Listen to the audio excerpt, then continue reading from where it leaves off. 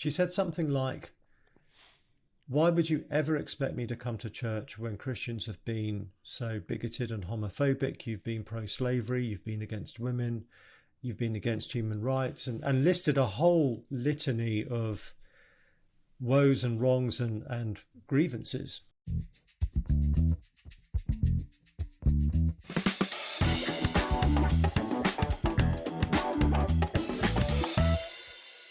Hey friends, welcome back to another installment of Coulda, Shoulda, Woulda. This is a segment on our YouTube channel, and if you're watching this, listening to this on a podcast, you can't see it, but you can hear it. It's a segment where we look back at times when I or my guests have had evangelistic encounters or just conversations with people, whether on a public platform or in private conversation, where we look back and think about, man, I could have, should have, or would have done something differently had I thought of it, had I been less in the way of my own conversations. And the point of this is to encourage you, because oftentimes people will say, boy, I wish I had my favorite, speaker or author or apologist there when my buddy asked me this question, or my sister was struggling with this issue, and I wish they were there. But the reality is the Lord has you there. And yes, there are times when you're gonna flub it, you're gonna mess up. And what I want to encourage you on is that people who do this often, who are regularly engaged in public or private evangelism, look back on times when they flubbed it and they wish they could have, should have, or would have done something differently. And so we have various guests on who will share that. And I had him on before, and I'm thrilled to have him on again. My really good friend, Sam Allberry, someone who has spoken with in very tough settings, but also in just giving sermons in various churches. He's a pastor, he's a speaker, he's an apologist and an author, written some wonderful books, not on just this subject alone, but has an emphasis on talking about the Bible and sexuality, and does it with grace, with dignity, and offering peace and hope and truth to people who are dealing with this very, very tough, very, very incendiary, oftentimes, subject of the Bible and sexuality. So Sam is a good friend, and we've had the blessing, I've had the blessing of sharing the platform with him. I'm not sure it was such a blessing for him, but it was a blessing for me. So Sam joins me again. Thanks for joining us again, Sam. It's good to have you on. Lovely to see you again. Yeah, but it's great to see you as always. And I get the, I have to confess something. This is a double whammy for me because I haven't seen you in a while and been able to look at you in the face. We spent some time together about a year ago, actually, face to face, and it's been too long. So I'm hoping to rectify that. But my selfish motive for this, I have a semi-altruistic motive, which is to have you on, have you share your wisdom with everybody about what you've gone through, what you've done, and some insights and some encouragement for the folks. But the second one is just to talk with you and spend some time looking at you and getting to spend some time talking about the Lord together. So thanks again and for blessing me with that. Oh no, it's a privilege. Yeah, so one thing I wanted to share with the folks is last time you were on, we talked about an incident where you had shared biblical truth, and it was uncompromising biblical truth. But at the end of the day, it was an encounter with a woman who had said that she was a lesbian, and you had talked about the biblical definition of sexuality. And at the end of the conversation, or at some point after it, the young lady's mother had said, you offered my daughter no hope. And that was something that really, really stuck with you. And this was, almost 10 years ago, roughly 10 years ago. Thankfully, that woman has come to faith, and the Lord has been gracious to her and guided her to a relationship with himself. But I want to shift now and say there was a time when you did offer hope in the middle of a very tense situation where you had to present uncompromised biblical truths, but you did it in a compassionate way. And so I was in the audience for this. It was one of and I've written about it elsewhere, and I talk about it often because it was one of the most impactful ways I've seen someone let the Lord use them in a particular setting that had tons and tons of tension. So there was a dialogue at a university. We were all doing some ministry there together years ago. Not too many, though. About maybe 4 or so years ago, maybe a little bit longer than that. And there was a dialogue you were doing with the LGBTQ campus group on campus there, and it was about sexuality, obviously, and I think the topic was, I think the title was Uncovering Love. And the subtitle was a Christian pastor in dialogue with queer McGill. McGill University was the name of the university. And no one really knew your background. So I do, if you can, I mean, because most of the people who are watching this are familiar with your background. But if you, before you answer, sort of set up a 30-second setup for why it was you were in dialogue with the, I believe, the president of Queer McGill at the time. And there was a point in which, not in dialogue with her necessarily, if that was gracious enough, there was a Q&A.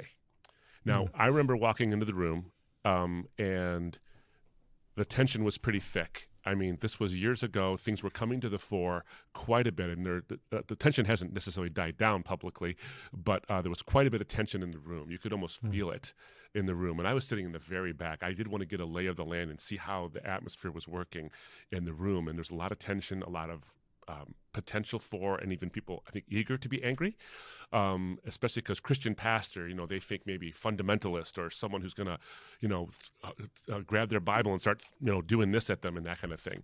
So the dialogue went really well, but then a question came from a questioner. A young lady came up to the microphone to ask you a question. So if you could just, I've set it up enough. I'm going to stop talking now, let you do the talking.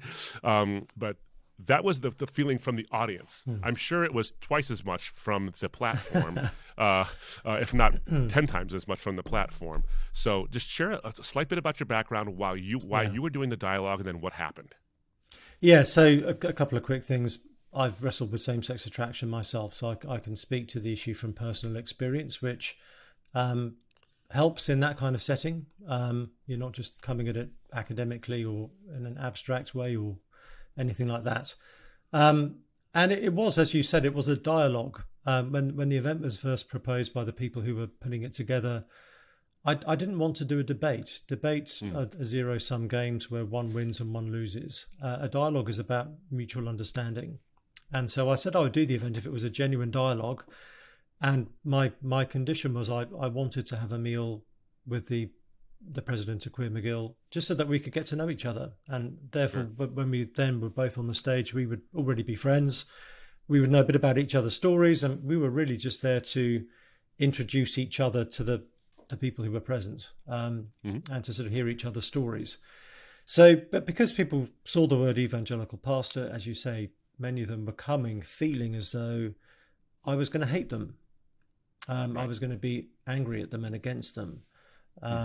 So that people were coming with shields up.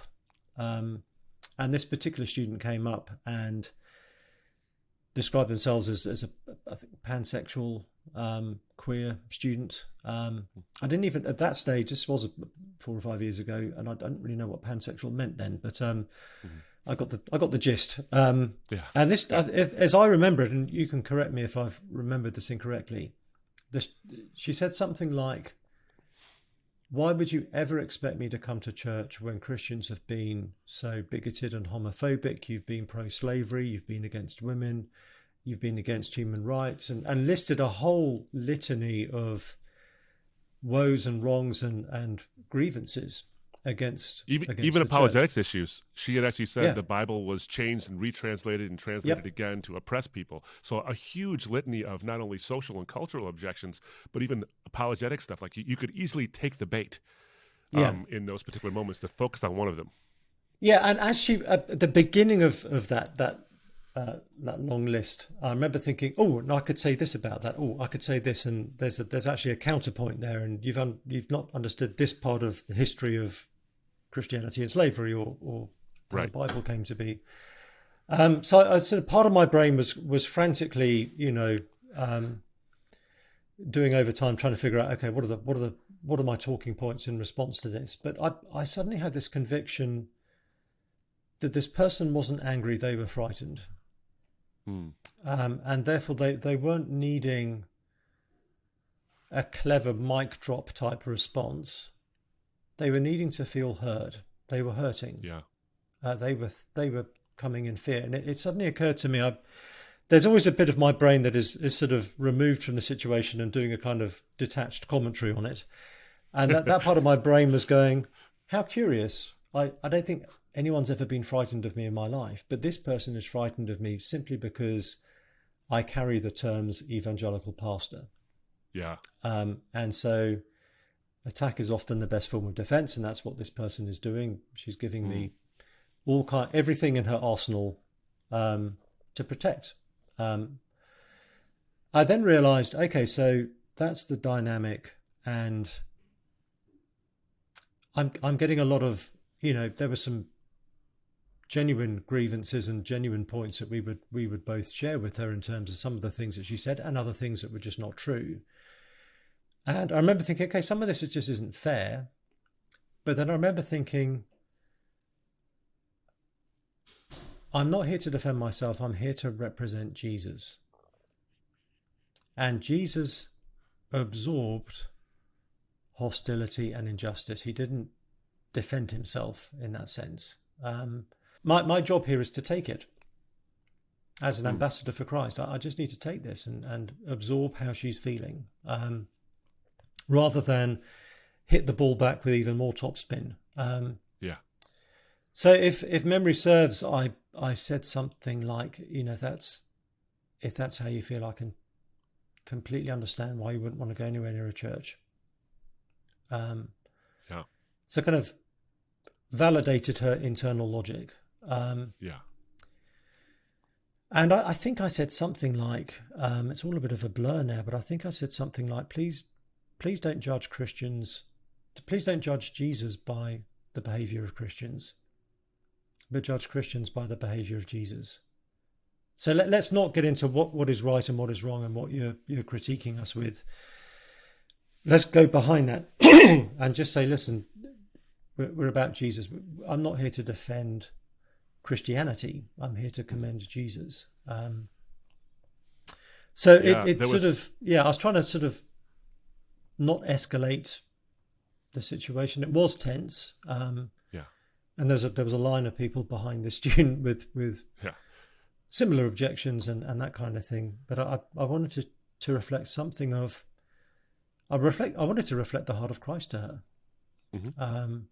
not the rightness of Sam Allberry. One of those things is far more beautiful than the other. Wow. So I wanted her to feel heard. I wanted her to feel empathized with, and I wanted to say something. There wasn't going to be time to get into all of those things that she mentioned. I just wanted to give her a reason to look again at Jesus. My memory serves this as well. I remember thinking to myself, first of all, the opening statement you had made had diffused the situation quite a bit. There was still tension. I mean, she was still, because, that there's that phrase, hurt people. And I don't think she was trying to hurt anybody. She wasn't trying to hurt anybody. She was just expressing. And I think that you giving her that moment to feel heard, because you did open it up with, it grieves me. I think the word was, it grieves me that you felt this way, because my guess is that there's Christians who have made you feel that way. And so there's this not wanting to feel not feeling welcome in a place where, of all places, you should feel welcome. And then I think that focus on Jesus, I recall it very much so, thinking this is such a Jesus-centered response.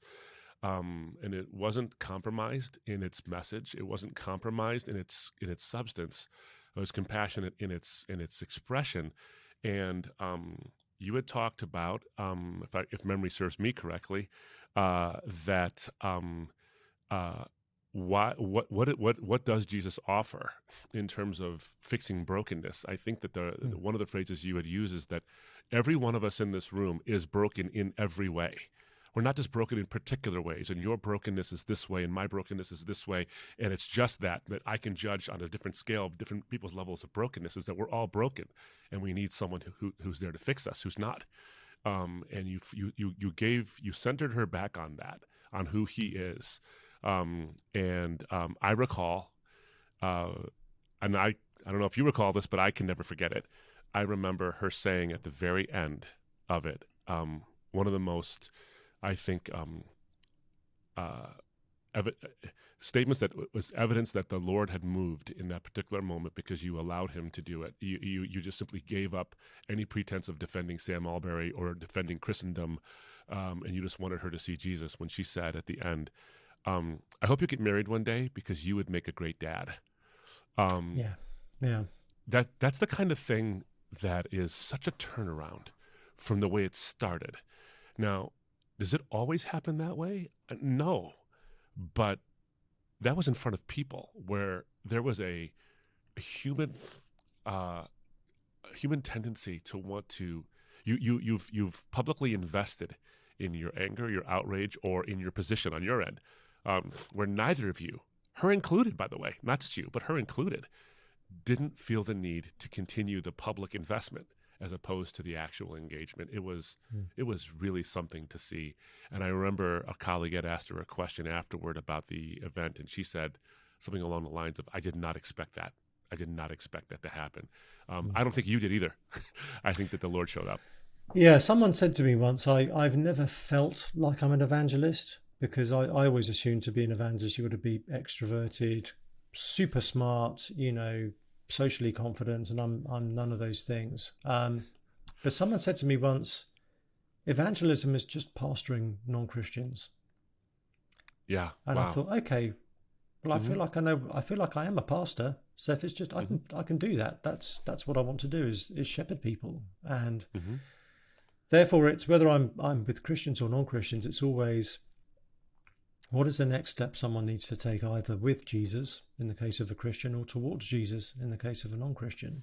I don't have to know the answer to everything to do that. I just have to know Jesus and care about the other person. Yeah, absolutely. Well, I took away 1,000 things from that. I hope that folks who are watching this or listening to this will take away many, many things. I think a chief thing, if I were to say one thing I take away from this, is that if this young person took away even one thing, and it was, I need to take this Jesus a little more seriously, then that's a huge, huge leap. You don't have to seal the deal every time. It just has to be the one thing. And it's just, I need to take him more seriously. Maybe he speaks to me in a way that's more fatherly, more pastoral than I thought. He's not just an idea that certain people use to bolster their opposition to me, but he's a person who actually wants to see the broken fixed. Then maybe you take him more seriously. That's what I walked away that night. I walked away with that, and today I walk away with it too. So if you just want to share one last maybe thought, and then we'll let you go. I know you had a busy day ahead of you, but brother, it's been such a great time sharing this with you.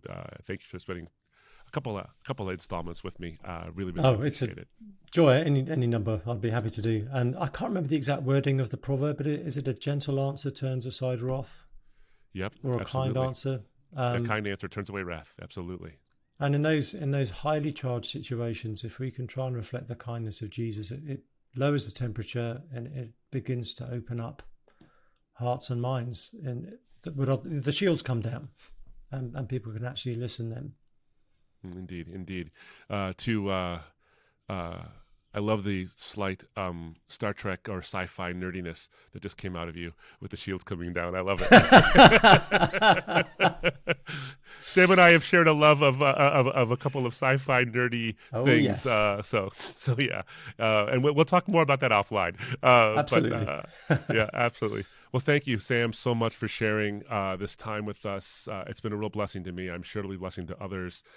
Keep up the great work that you're doing. Looking forward to the next project being finished. I'm sure you're also looking forward to the next project being finished.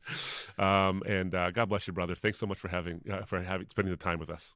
It's so good to see you. Thank you. You too. All righty. Take care. All right, friends. Well, this has been Coulda, Shoulda, Woulda. Segments where we take a look at encounters where we coulda, shoulda, or woulda done something differently. You just heard a time when we look back and say, this is how the Lord actually used a time when we actually did want to learn from our lessons, and the Lord really does move in these ways. So I want you to be encouraged, friends, that there are times when you don't feel adequate to the task. And I hope that's always, by the way, and you feel the tension being high, but the Lord can show up. And if you allow him to step in and allow yourself to get out of the way, he can use you like an instrument where the music plays and you're not the one who's responsible for it, but you're just something, the conduit for it. So thank you again, Sam, and thank you all for tuning in. Until next time, this is Coulda, Shoulda, Woulda.